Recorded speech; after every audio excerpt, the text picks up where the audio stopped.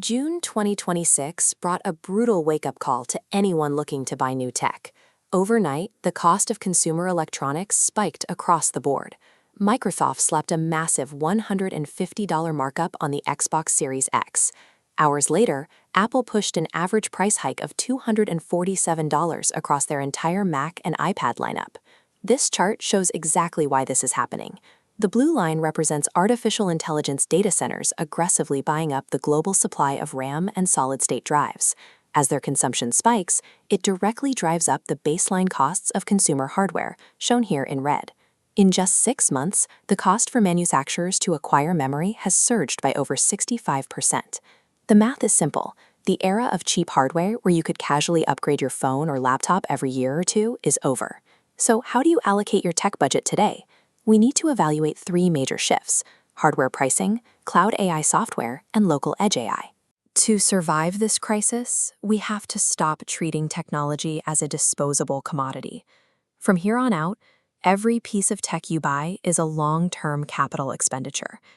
Let's look at the new baseline for consumer hardware.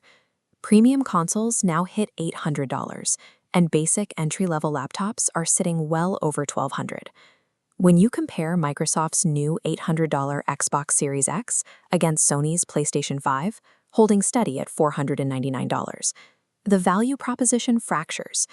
Buying into the Xbox ecosystem right now means you are personally absorbing an AI tax. Unless you are extracting massive value from a Game S subscription, the financial return on investment just isn't there. Your first instinct might be to wait it out, to hold on to your cash and hope prices drop for the next generation of devices. Historically, supply chain price hikes rarely reverse.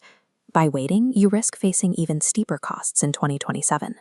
The most mathematically sound alternative for getting the gear you need today is the certified refurbished market. Going the official refurbished route lets you shave 20 to 40% off those inflated base costs while still securing the official manufacturer warranty. But this requires a behavioral shift. You have to plan to keep your devices for 4 to 6 years. That means budgeting for battery replacements and doing actual, diligent maintenance. Yes, you will be relying on slightly older technical specifications.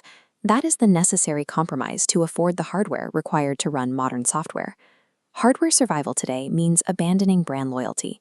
You have to buy strictly on objective value metrics and maximize the lifespan of every single device. Now, let's pivot to the software side. For professionals, the bulk of your operational budget is likely tied up in AI subscriptions.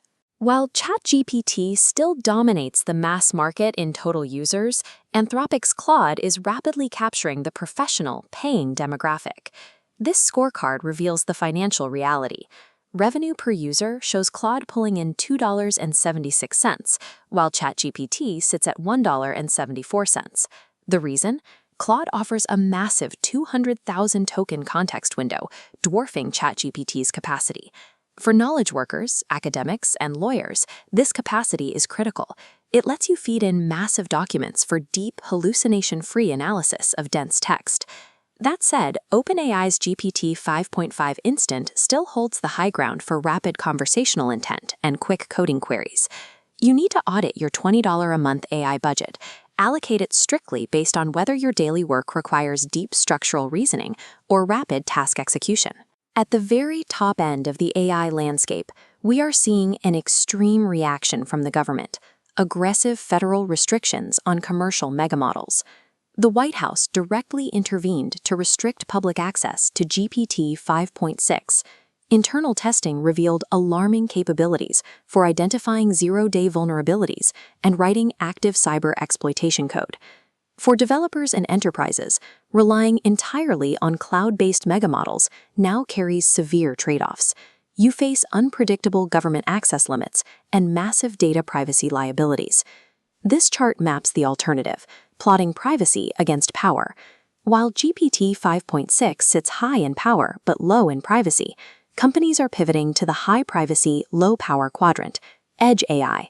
Liquid AI's LFM 2.5 operates at zero latency on just 1.2 watts. These edge models are incredibly accessible. You can run them entirely offline on a standard smartphone or even a single-board computer like a Raspberry Pi. The functional trade-off is clear.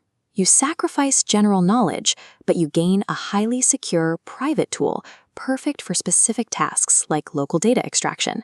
For developers building the next wave of enterprise tools, the path forward is optimizing for efficiency and data sovereignty, rather than depending on the raw, regulated power of cloud models. The tech industry has structurally changed. We are facing a permanent trade-off between the luxury of cheap hardware and the ever-expanding capabilities of software. If you are buying hardware, make your purchase immediately before the anticipated third-quarter hikes. Prioritize objective value, like the PS5 console, and lean heavily into the refurbished market to stretch your device's lifecycle. For knowledge workers, follow the smart money. Switch your subscription to Claude if your workflow demands deep, accurate analytical processing over quick execution. For developers and enterprise leaders, pivot aggressively to local edge AI. It is the only way to guarantee operational security and avoid sudden cloud regulatory traps. Surviving 2026 requires ruthlessly optimizing your budget. You have to identify which ecosystems actually deliver a measurable return on your specific needs, and abandon the rest.